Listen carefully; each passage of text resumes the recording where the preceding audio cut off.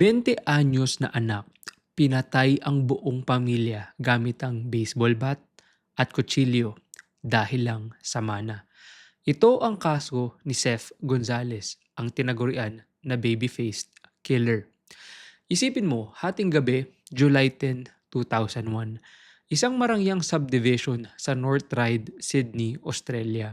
Nabulabog ang katahimikan ng gabi sa isang tawag sa emergency hotline. Please help, I think they are dead. Ito ang boses ni Seth Gonzalez, 20 anyos, isang Filipino-Australian student. Pag uwi raw niya, bumungad sa kanya ang dumanak na dugo. Ang kanyang ama na si Teddy, ina na si Loiva at bunsong kapatid na si Claudine, wala nang buhay. Sa pader, may nakasulat na racial slur, "Fuck off, Asians." Isang pamilyang Pilipino na nangarap ng magandang buhay sa ibang bansa, nauwi sa isang malagim na krimen. Pero sa likod ng inosenteng mukha ni Seth, may itinatago nga bang lagim. Pagdating ng mga otoridad, mistulang katayan ang loob ng bahay. Si Claudine ay natagpuan sa kanyang kwarto, binugbog ng baseball bat at sinaksak ng paulit-ulit.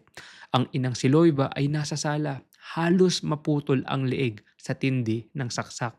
At si Teddy, ang ama, ang huling dumating, ay hindi rin nakaligtas. Sa unang tingin, mukhang hate crime o pagnanakaw. Pero may mga detalyeng hindi nagtutugma para sa mga investigador. Walang forced entry, walang serang pinto o bintana. Walang nawala, ang mga mamahaling gamit at cash ay nandoon pa rin. Ang graffiti, masyadong malinis at tila staged ang pagkakasulat ng racial slur. Habang nagluluksa ang buong Filipino community, si Seth ay nakuhanan pa ng video na kumakanta ng One Sweet Day sa libing ng kanyang pamilya. Isang emosyonal na pagtatanghal o isang performance para pagtakpan ang katotohanan. Dito na gumuho ang mundo ni Seth. Sa pag-imbestiga ng mga pulis sa kanyang buhay, lumabas ang isang serye ng kasinungalingan. Academic failure.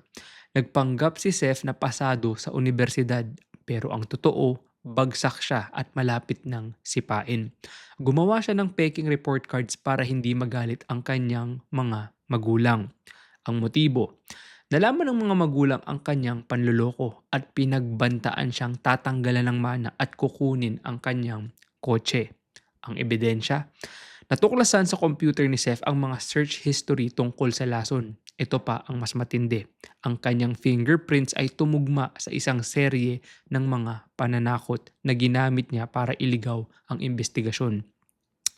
July 10, bago ang tawag sa pulis, nagsine pa si Seth kasama ang isang kaibigan para gumawa ng alibay.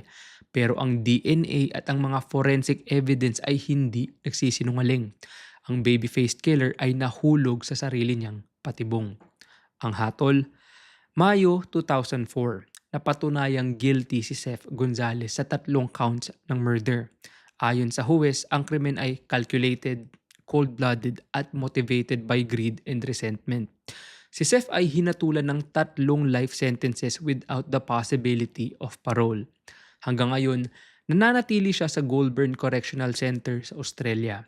Kahit sa likod ng rehas, ilang beses siyang nag-appeal pero lahat ito ay ibinasura. Ang kaso ni Seth Gonzalez ay hindi lamang kwento ng pagpatay. Ito ay kwento ng matinding pressure, inggit at ang panganib ng pagpapanatili ng isang perpektong imahe sa harap ng ibang tao. Sabi nila, ang pamilya ang ating pinakaligtas na kanlungan. Pero paano kung ang taong inaasahan mong magtatanggol sa'yo ay siya palang may hawak ng kutsilyo sa dilim? Gaano mo kakilala ang taong kasama mo sa loob ng iyong tahanan?